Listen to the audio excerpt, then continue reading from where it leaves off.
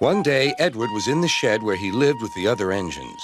They were all bigger than Edward and boasted about it. "The driver won't choose you again," said Gordon. "He wants strong engines like us."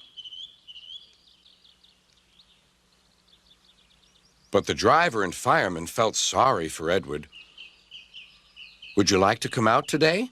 "Oh, yes, please," said Edward. So they lit his fire, made lots of steam, and Edward puffed away.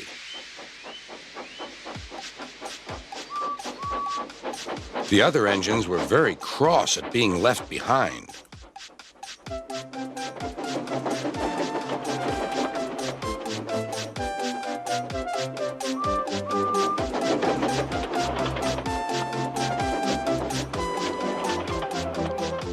Edward worked hard all day. The coaches thought he was very kind, and the driver was very pleased.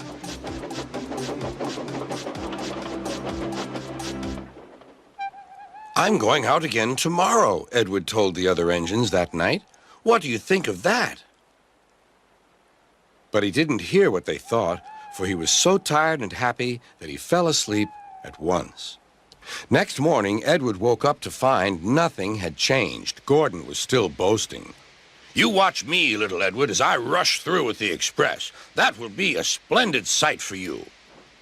Goodbye, little Edward. Look out for me this afternoon."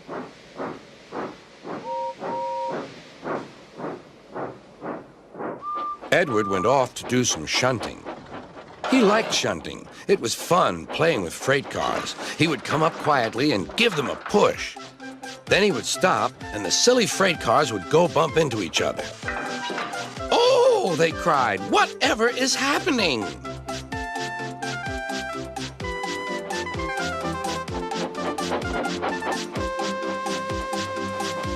Edward played till there were no more freight cars. Then he stopped to rest. Presently, he heard a whistle. Gordon was cross. Instead of nice shining coaches, he was pulling a dirty freight train. "A freight train, a freight train, a freight train," he grumbled. "The shame of it, the shame of it, oh, the shame of it." Edward laughed and went to find some more freight cars. Then there was trouble. "Gordon can't get up the hill," the porter called to Edward's driver. "Will you take Edward and push him, please?" They found Gordon halfway up and very cross. His driver and fireman were talking to him severely. "You're not trying." "I can't do it," said Gordon. "The noisy freight cars hold an engine back so." Edward's driver came up. "We've come to push." "No use at all," said Gordon. "You wait and see," replied Edward's driver. They brought the train back to the bottom of the hill.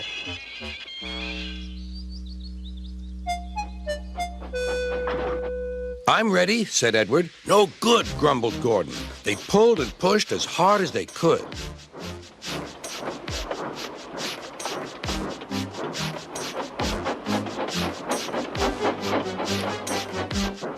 "I can't do it! I can't do it! I can't do it!" puffed Gordon. "I will do it! I will do it! I will do it!" puffed Edward. Edward pushed and puffed and puffed and pushed as hard as ever he could. And almost before he realized it, Gordon found himself at the top of the hill. "I've done it! I've done it! I've done it!" he said proudly. He forgot all about kind Edward and didn't say thank you. Edward was left out of breath and far behind, but he was happy because he had been so helpful. At the next station, he found that the driver and fireman were very pleased with him. The fireman gave him a nice long drink, and the driver said, "I'll get out my paint tomorrow and give you a beautiful coat of blue with red stripes. Then you'll be the smartest engine in the shed."